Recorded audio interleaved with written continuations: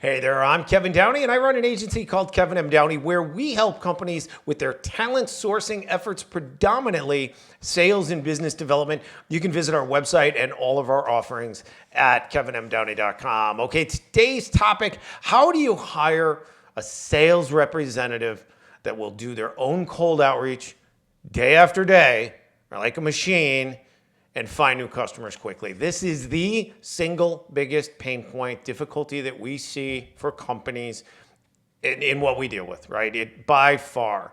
And this is less important for enterprise and mid-market companies where they can wait for reps to get to ROI much longer.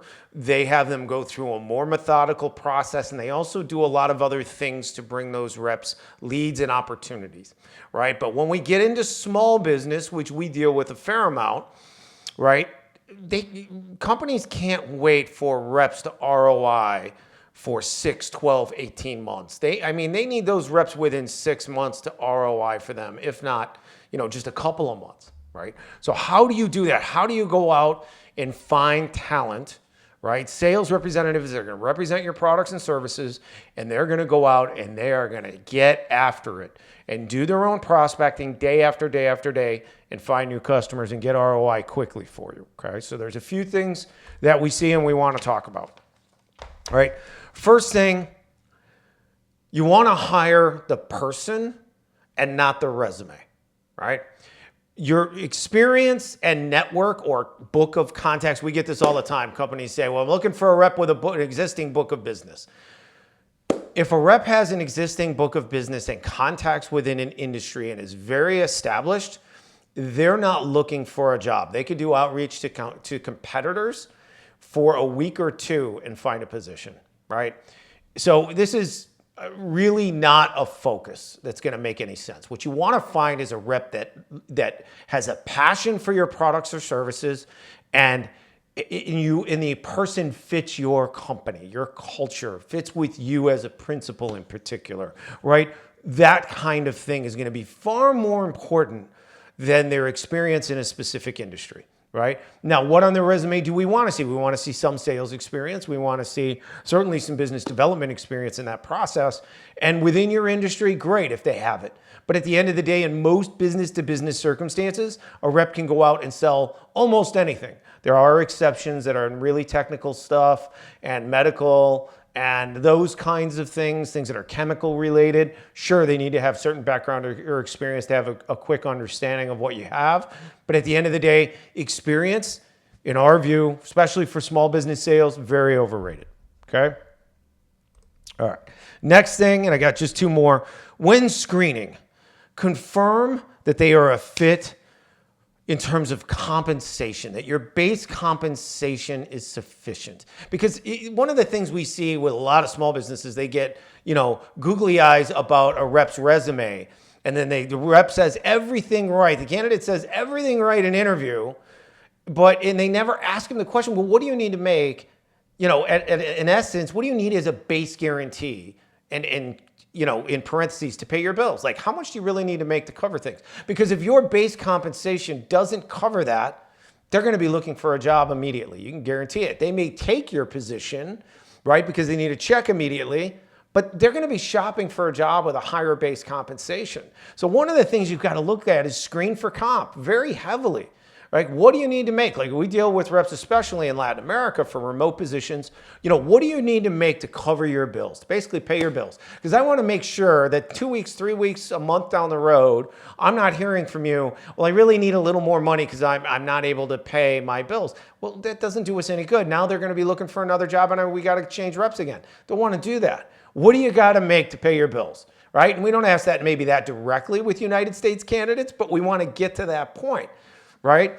And so if your base compensation isn't very high, you want to find someone that fits the circumstance. It could be a young rep that's still living with their mother and father at their mom and dad's house, right? They have much lower cost of living. That's one circumstance. Can be second income in a household. That's a better circumstance, right? But if you have someone that's got to support a household and then you need to make $125 a year and your base comp is 40 or 50 or 60, that's not going to cut it. So while they may say, oh yeah, no, I can handle, I'm interested, they're planning on making commission quickly enough to cover that number, and that's very rarely going to happen because we always think it's going to happen a lot faster and better than it is. It doesn't make any sense to do that, right? So you want to look at reps where the base compensation is a fit for them, right? Focus more on the person and the comp fit, right? And their personality and style and fit for your company, and they're going to go out and get after it, right? Much more than just the experience within your industry, that network, that book of contacts. Highly overrated when we're talking about recruiting, especially for small business. Okay. If you want to look at commission only, and generally speaking, I'm not a fan, but there are some cases where it's a really good fit and you can build very big sales teams on commission only reps, right? You have to interview them in the same way of looking at them and saying, look, it's going to take you months to get a check. Right? What kind of income do you have set aside to cover your bills? How long? It's an important question. I know it's a sensitive question to ask, but it's a realistic question we have to ask, right? It's just like a commission-only sales, especially high-dollar commission-only sales where we see it work, and we're going after a lot of reps for a client. That client has to be very careful to look at people based on circumstance, and they want to go out and get after it. They're fully prepared psychologically, like they're owning their own business, starting their own business, but they don't have to work on the products or the services. They're just selling them, right? And they're working on a 40 or 50% commission rate in the case of, say high dollar software that we deal with sometimes. That kind of circumstance, we're looking for reps that are hungry. They're going to go out and chase after it, and they've got some income set aside to pay their bills for realistically, 5-6 months. Sometimes we have one client that tells their people, their candidates, look, you have to have income set aside for 6 to 18 months. You're going to make $300,000, $400,000, $500,000 a year or more. Some cases, this client has reps that they have a couple that make over 7 figures, but it took years to get there. Right? So they tell those candidates, you have to be prepared to have 6 to 18 months of income set aside. If you do not, we're not a fit for you. Right? That's very important because otherwise we're wasting time recruiting and interviewing people who, have, the rose-colored glasses on, but yet they get a month down the road, 3 weeks down the road, and all of a sudden they realize, I got to go get a job with a salary. We got to pay our bills, and I don't have any money. Right? So that's something you really need to think about when you're doing recruiting. In sales in particular, small business, okay. And then if they need to generate their own leads, which in almost all cases, in almost all recruiting circumstances, our clients in hiring for sales are looking for reps to do their own prospecting, especially B2B small business, right? You need to screen them and interview them and let them know this is not an email job. It is not an admin job. It's not a LinkedIn marketing job. It is a phone or boots on the ground job. If it's local, you're boots on the ground and your day, 6 hours a day is door to door. You are prospecting.